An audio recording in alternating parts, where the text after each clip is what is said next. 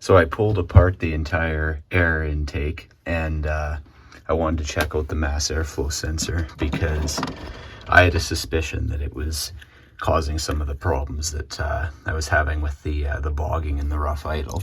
So I've cleaned that, and that looks a lot better than before. But we'll have to see whether or not it's actually going to make a difference. I also cleaned the housing for it too. That looks a lot better now. So I'll have to put the whole thing back together again, and then we'll have to see what happens once we get it back in the car. For it being a 95, it actually does have an OBD2. So I established that there was a code being thrown for Bank 1 System 2 lean, which could be an indication of the mass airflow sensor as well. So we'll have to see what happens once we get it back in.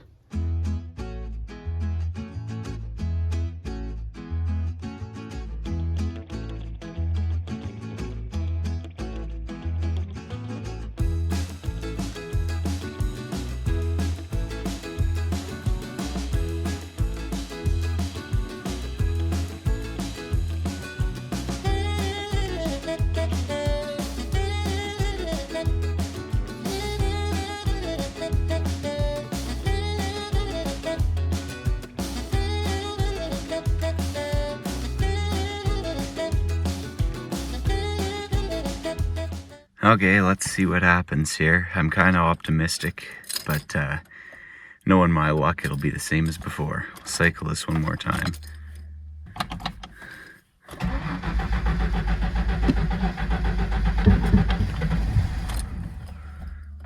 Yeah, same old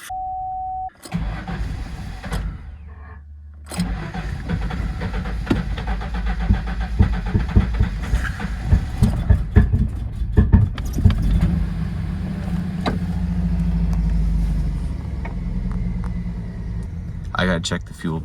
Yeah.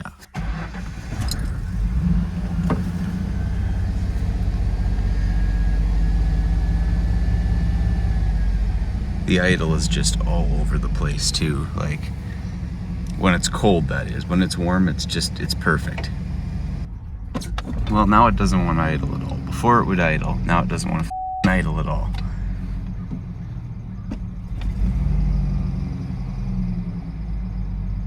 Yeah, here we go. Get ready on the throttle. Keep it alive. Just let it do its thing without letting it die. We'll just plug this scanner back in again and see if anything changes. It doesn't tell me as much as the other one does, but we'll see what happens. Yeah, it's the same one. System 2 lean in Bank 1. Interesting. 12 mile an hour, it tripped the code. So that gives me a good indication as well that it is the speedometer speed sensor that isn't working. The output speed sensor must still be working because it told me on here what the speed was of the vehicle. Right there. So I don't know. After a drive, it reveals that the issue with the throttle has been resolved, and it's got as much power as I could expect out of it. So now the issue is it overheated, and I'm not really sure what's going on with that. So of course the situation here, the water pump is in here, if you can see that down there, and there's the hose to the radiator. Now, the water pump is hot, as well as this hose up here that goes from the radiator to the thermostat housing. Now that's hot. You can hear it too, probably. There's coolant in there. It's cooled down a bit now. The rad was completely cold to the touch. Of course, this was still under pressure. So I'm wondering if the thermostat's just not opening up at all, potentially. So I'm not too sure. I guess we gotta dig into that.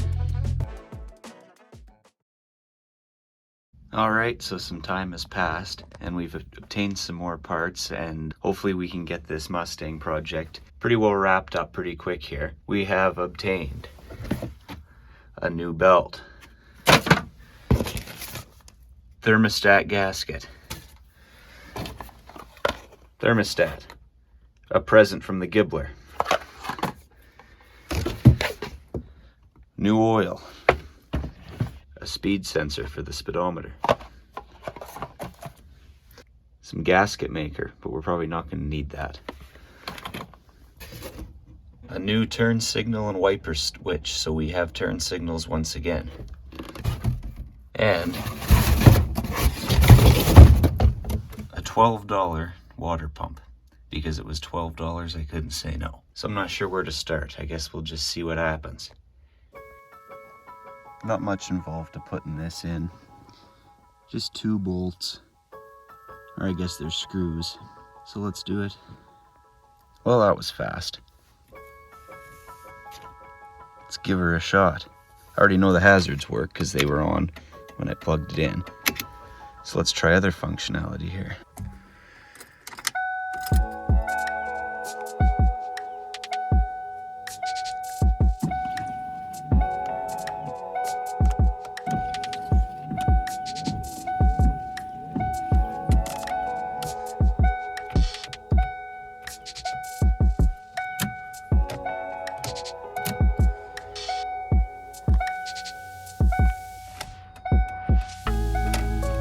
Beautiful.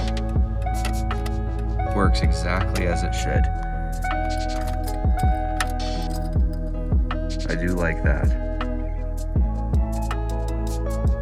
And since I'm down here, before I go ahead and put this all back together, that one wire is broken on that terminal at the bottom there, and that's the brake light switch. So that was all in the world that was the matter with the brake lights. They work perfectly fine once that's making good contact. So what I'm gonna do is just put a new connector on there. It's gonna be a real pain in the ass working in there. And we're in. It's not the best job I've ever done, but it'll work. Now I guess I can put this whole mess back together. I also gotta deal with the e-brake because I pulled it up to get that center console out, and now it's seized on. So you gotta love that. I'll probably just disconnect the wire completely and then replace it eventually because I don't really care right now. Since I'm already on the ground, with the help of my cardboard box so I don't get covered in snow, I'm gonna rip those pedal covers off because they're way too close together and I just hit both pedals every time I've driven it. They don't look that great either, so I'm gonna get those out of there.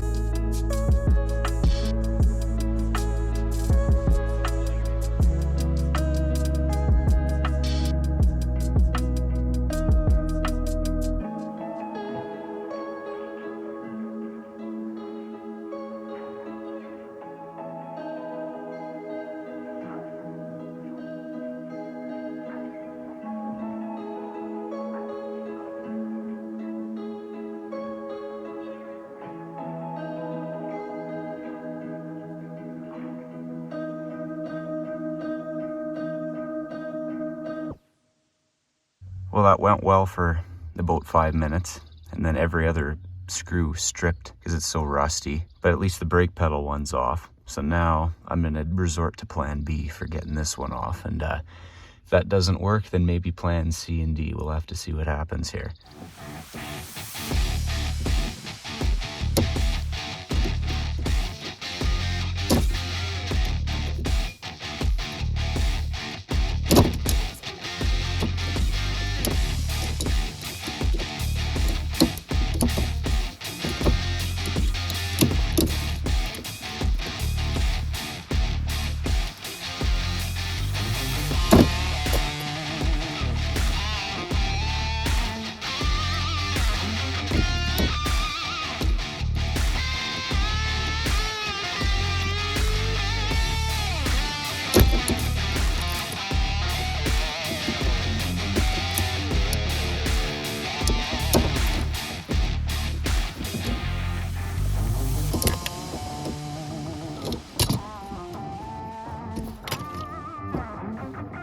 Clutch sustained a bit of damage, but it's a lot better than what it was. Now I won't hit both pedals at the same time.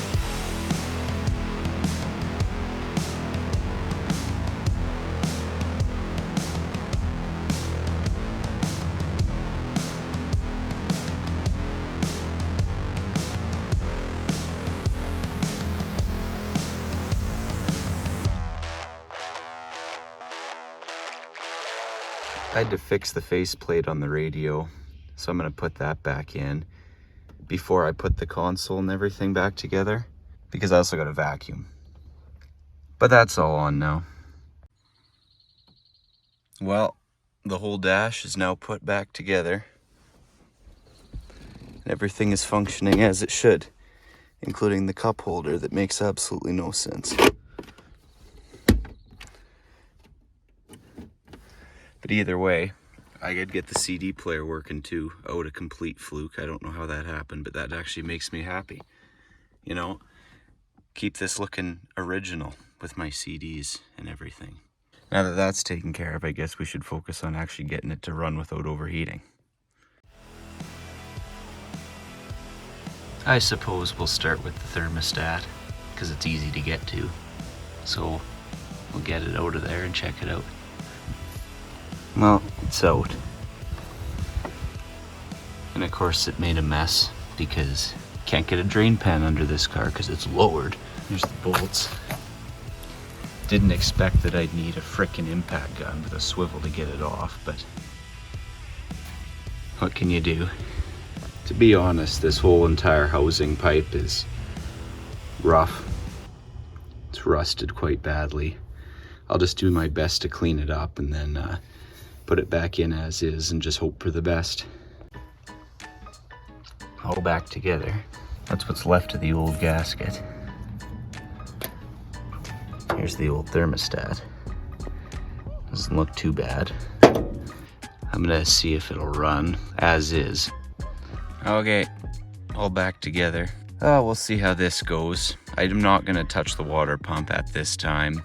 I'm just curious to see what happens with just the thermostat changed. So we'll try this out. It's been a little while since it's been started, so had problems before. It's certainly going to now. Sending feet. Tis a manual after all. Cycle the key a few times.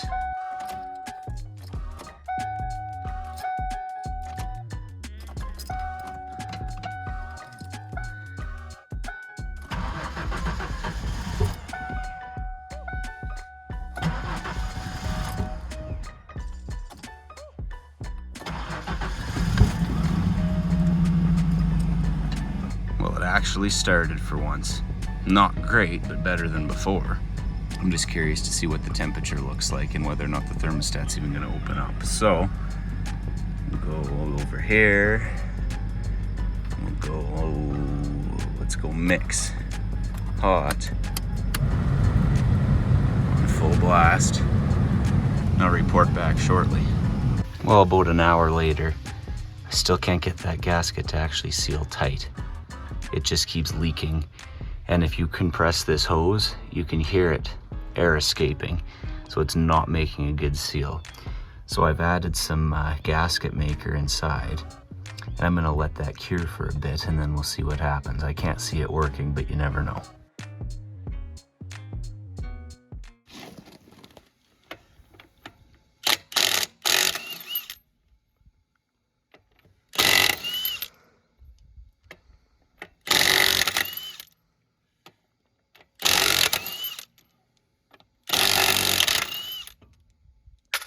Nice little tray for the lug nuts.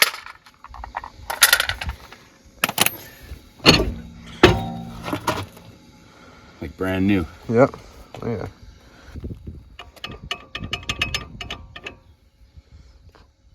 Those pads are not great, but they're serviceable still. Yeah.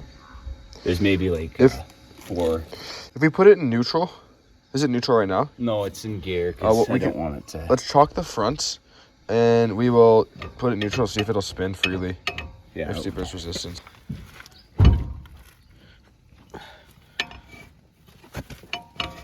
Yep. It's binding a bit. Yep. Is it? Yeah. Oh yeah. That's not good. No. Well, we can fix that. Yep. E-brake line's probably down here. This makes 0 sense. Yeah, because it's fucking stuck in. That's why the brakes are probably so bad. You can see that coil too. That's part of it being slammed. Is you look at that coil. Yeah. That was like a 0 down travel. Yeah. No, I will be able to make this work. Oh, you pig. Getting there.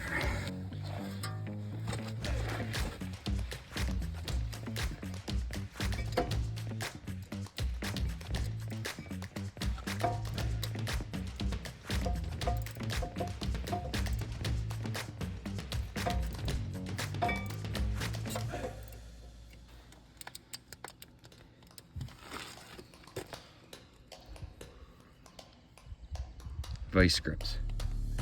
Finger grips. Well, you can just leave it in the socket for the time being. Did you get it? Beautiful.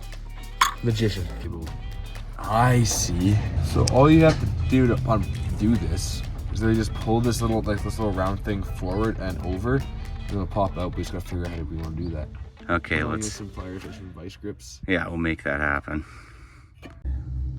So I just undid this little thinger from this tension thingy that Phil just undid. Like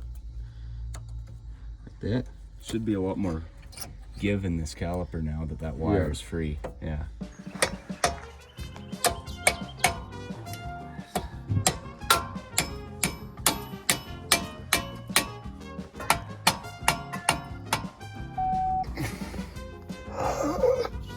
Shit. Might have had an epiphany. Nope.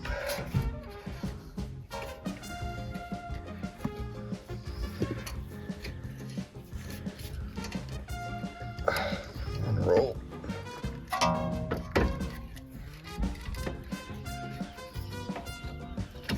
There it goes.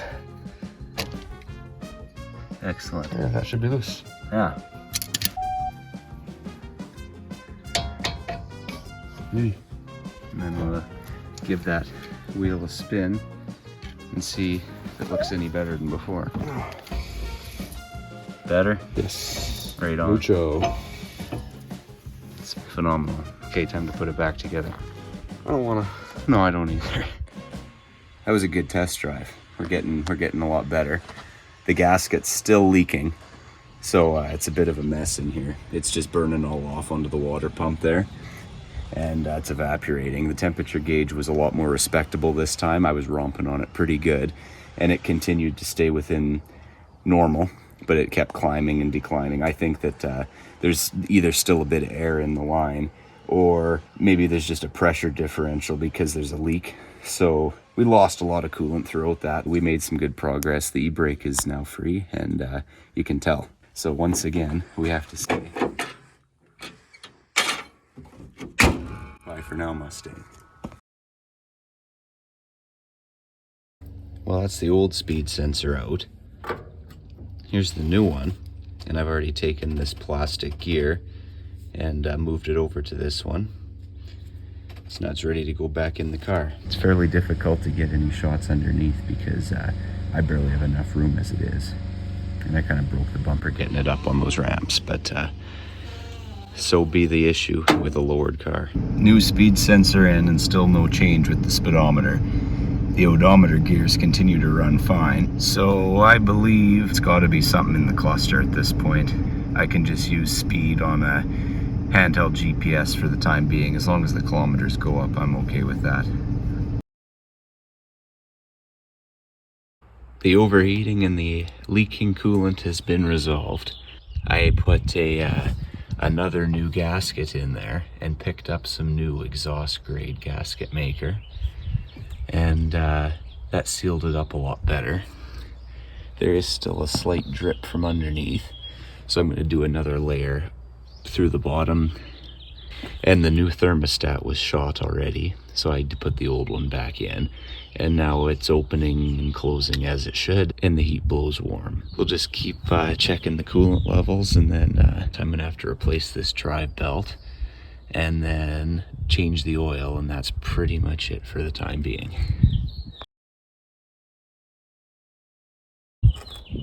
Belt time. Belt in.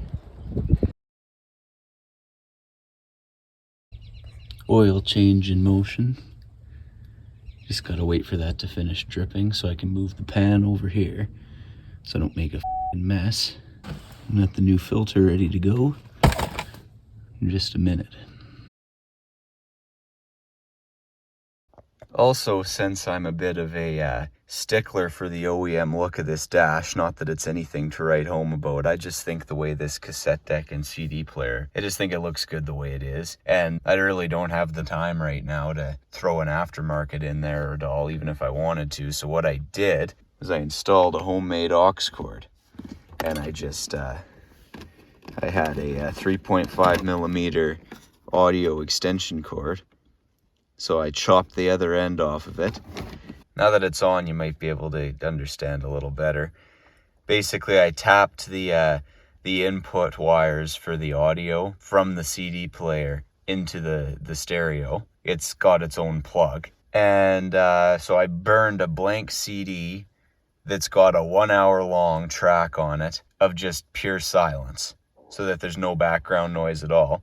So realistically, I could plug the phone in anytime, and as soon as I plug it in, whatever's playing, FM, AM, a CD, tape, whatever, it'll just go quiet, and then it plays whatever's playing on the phone over top of it. So that's why I burn the blank CD, so that there's just silence in the background. I don't got to worry about that. But that was my cheap way of getting line in this car right now until I actually feel like replacing the deck, should I ever feel like it. Well, I happened upon some tires the other day.